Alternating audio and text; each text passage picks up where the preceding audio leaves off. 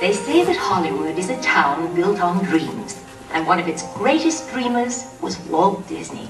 Walt believed that any height could be scaled if you knew the secret of making dreams come true. Well, he certainly knew that secret. He touched the hearts of millions of people around the world. The story of Walt's life is truly an amazing one, and no one can tell it better than Walt himself. My dad worked as a carpenter in the World's Fair buildings. He eventually ended up in Chicago as a contractor, and he was doing that when I was born, December 6, 1801. But my dad made some money as a contractor, and he wanted to get back to the farm. They finally ended up buying this farm in Marceline, Missouri, and it was a beautiful farm. But it was not the kind of farm to make a living on. Things got pretty tough on the farm. My dad had a sickness. So my dad sold the farm, took the money, and went to Kansas City. And my dad bought this Kansas City Star route. And they gave me a route. I was about 9 or 10 when I started that. Winter, we'd go out at 3:30 in the morning right after a blizzard, or in a blizzard, or in pouring rain. It didn't matter. I did that for 6 years. It was tough. It seems that everywhere Walt's father turned, he found failure, and the constant struggle took its toll on the family. One by one, the children began to leave home. Then came the day Walt woke up to find his best friend, his brother Roy, had gone as well.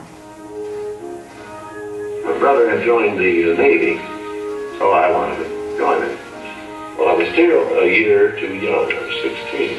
Finally, this kid came in to me very excited. He said, "There's something just forming here that you and I can get in." I said, "What is it?" He said, "An ambulance chute." I was in Paris, 3rd of September, and Pershing pulled out. Paris, which had been this exciting thing with all the soldiers, and then suddenly there wasn't a soldier to be seen. And I suddenly became very lonesome. So then I went in and put a request in to be discharged. Well, I hit Chicago. That's where my parents were living. And I said, "Dad, I want to be an artist." And my dad, he just couldn't buy that.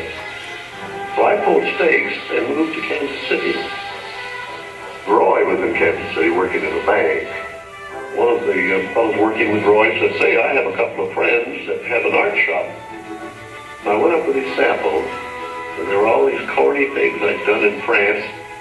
Well, my gosh, they hired me. I mean, right on the spot. So I took the camera home, and then I started experimenting on my own there. And then I went into this Kansas City Film Ad Company. Well, that was where I got started in the animation business. So I was thinking if I had something with a novel twist, I might crack the market. But I still couldn't get anywhere with it. I failed. I learned a lot out of that. And I think it's important to have a good high failure when you do. I packed all my worldly goods in a cardboard suitcase. I went to Hollywood, arriving there with just $40 in my pocket from my Kansas City ventures. Now, my brother Roy was already in Los Angeles. Both of us were unemployed. We solved the problem by going into business for ourselves. We established the first animated cartoon studio in Hollywood. Walt's dream was finally coming true. He had his first commercial success, Oswald the Lucky Rabbit. And Walt himself was lucky enough to marry the girl of his dreams, Lillian, a pretty ink and paint girl who worked at his studio.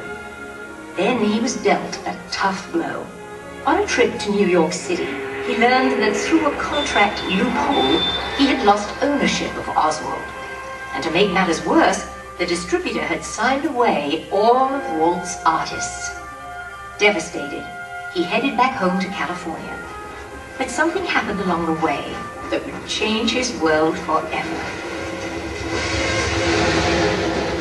Mickey Mouse came into our life.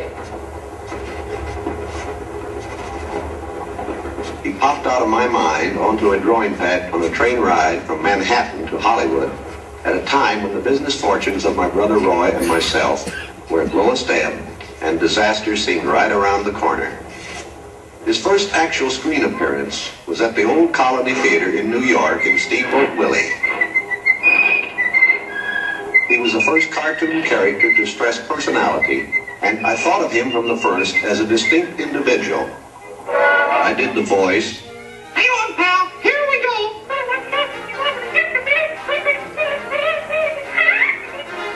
Mickey was simply a little personality assigned to the purposes of laughter.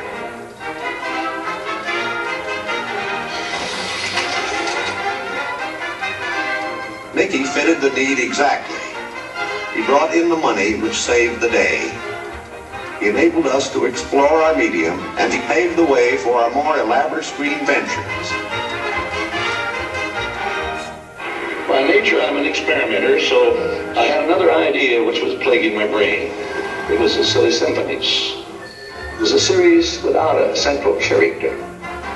Every one was a new type of subject to give us something to reach out and accomplish something different.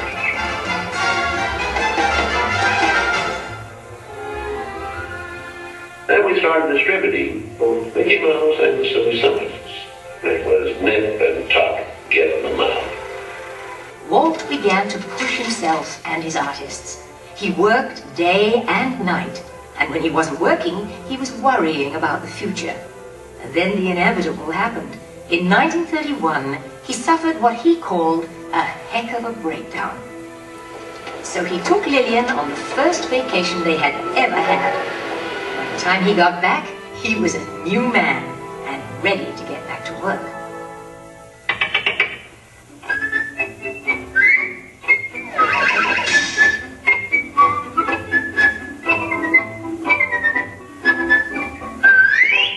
Handwriting on the wall there, because a short subject is just a filler on any program. Now, if I could crack the feature field, then I could do things.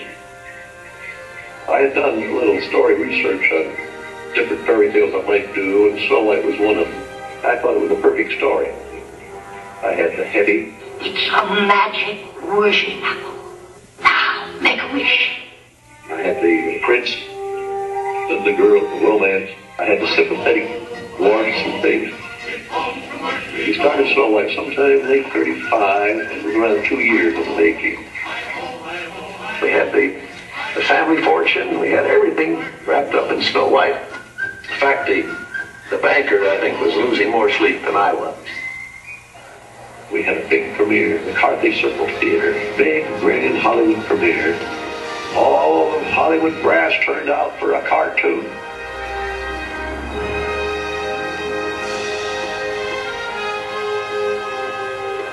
The Daddy of Snow White and the Seven Dwarfs is going to be presented this beautiful statue.